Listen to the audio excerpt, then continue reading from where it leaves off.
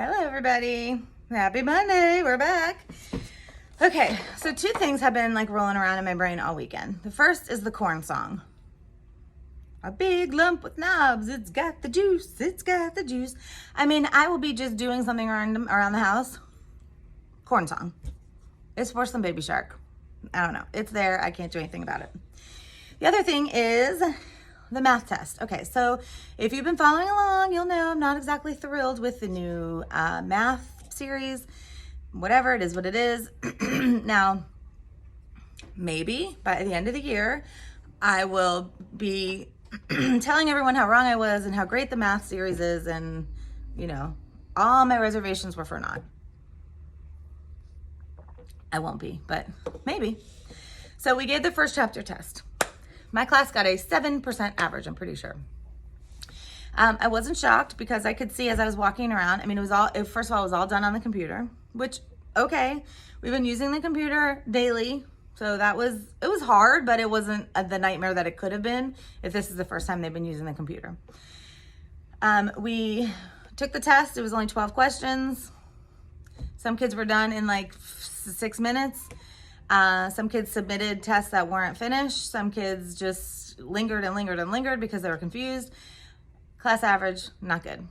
I have never had a class score so low on a test ever in my entire life. But it's a one and done for me. I gave the test, I'm moving on. I used the book I was supposed to use. I gave the test I was supposed to use in the format I was told to use. These are my results. Now, is that a true and accurate reflection of my students' math abilities? Nope. But that is a true and accurate reflection of what they learned through the math book and then repeated it on the test. A big problem I had was a lot of what was on that test was never presented to the kids in the form that they saw it on the test. So let's look at one thing right now. I have a feeling you're going to see this backwards. So I don't know. Watch it in a mirror or just follow along. Okay. This was one of the test questions. Now, these aren't the same numbers. Above this was a sentence about flowers.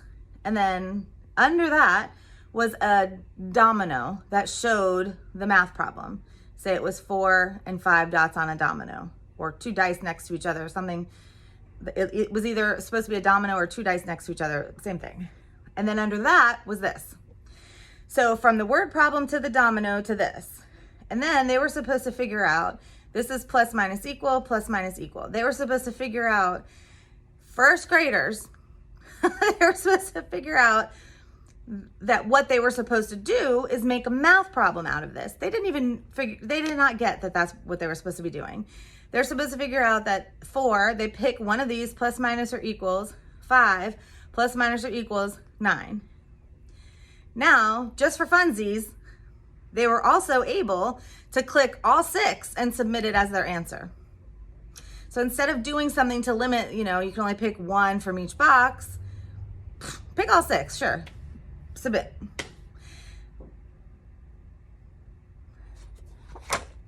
So what am I supposed to do with that? Here's the thing. Some teachers were very upset that their children scored so low because, I wasn't the anomaly. Everyone's class scored pretty low, pretty much from what I've heard. Even on the Facebook groups online, and nobody's thrilled with this math series. So some people were talking about giving it again, reassigning it, giving them the test on paper, and then, then doing it on the computer again, or inputting the scores themselves, or going through every question together. I'm not doing that. Number one, because I did what I was supposed to do, and here's the score. Number two, if we do that, if some of us do that, what we're doing is we're perpetuating the problem. Nobody's happy with this math series. I'm going to say 90% of the people that I've talked to online, on Facebook, whatever, they're not happy with it. It's just not working. But whatever, maybe we'll all change our tune someday.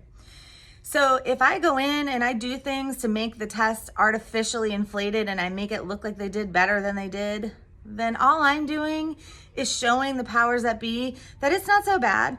Look, there's a team of 10 teachers and 3 of them figured it out. Look, what are you 3 doing that made it great? Like, you guys know what you're doing. The rest of your team, what the heck are they doing? So we're really causing more problems by making it look like the kids did better than they did.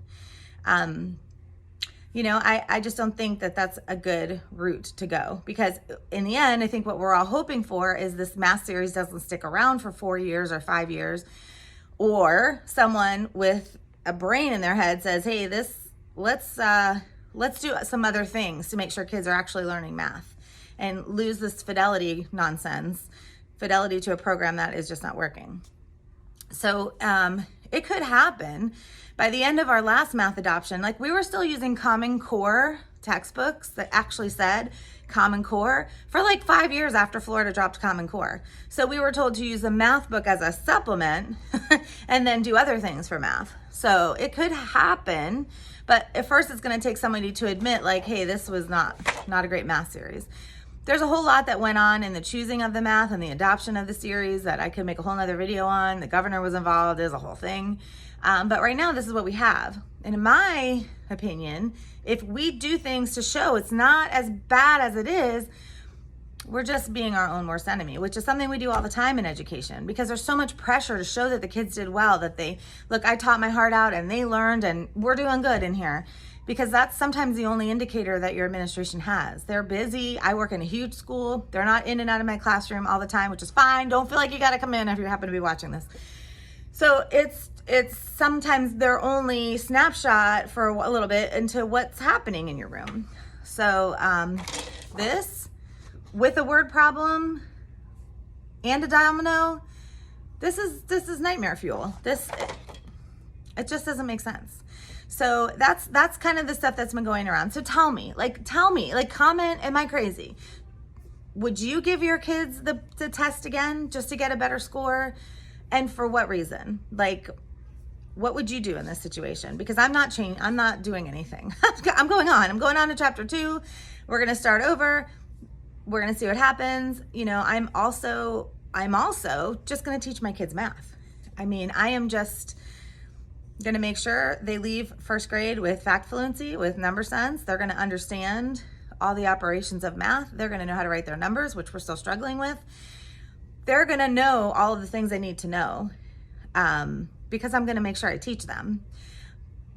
And then hopefully when they get to second grade and they have some solid number sense and a solid basic math knowledge and a better reading level, then they'll be able to do a little better in this math series. Like, that's my hope for my kids, but I don't know. That's just where I stand with those two things. And then, okay, so this is totally not related, but listen to this. Okay. I have a teacher Instagram account just for my students' parents. And I thought that I had it set to private because it's just for stuff in the classroom. And apparently I did not. And this one video, I made a video. One day my kids we were playing this game with the ball, and the ball has like this little like spiky things on it, like rubber ball with like rubber little doodads that hang off like this, like little fringy things. A kid threw the ball, it stuck to the ceiling, and somehow it got stuck in the ceiling in the like little metal frame where the tiles like sit in. And it was just hanging there from the ceiling. The video was like 8 seconds long of me going, oh my gosh, how did that happen? And then bloop, I picked the ball off the wall, and that was it. That was the whole video. This weekend, all of a sudden, my phone was blowing up. Bring, bring, bring, bring, notifications for Instagram. And I'm like, oh my God, one of my videos is catching on. Like, this is so cool. Let me see what it is. It's the video with the rubber ball stuck to the ceiling on my teacher account. What? In one weekend, that video that has been sitting there for like 2-3 weeks got 10,000 views. 10,000 views. 10,000 views. Here I am spilling my heart out, like trying to give teacher tips, trying to talk about things that are important, trying to like rally the troops, trying to be real and authentic, and a ball stuck to the ceiling gets 10,000 views. Whatever. Anyway, I privated that account, which I had thought I had already done. My mistake. It is now private. There goes my viral video streak. I don't know where it would have gone, and it was so weird that happened. I would try to put it on this account, but I don't think that's going to happen again. It's not like there's anything special about that video. But so anyway, yeah, social media is fun. And whatever. Anyway, have a good Monday, if that's possible. And I'll see you tomorrow. Bye, friends.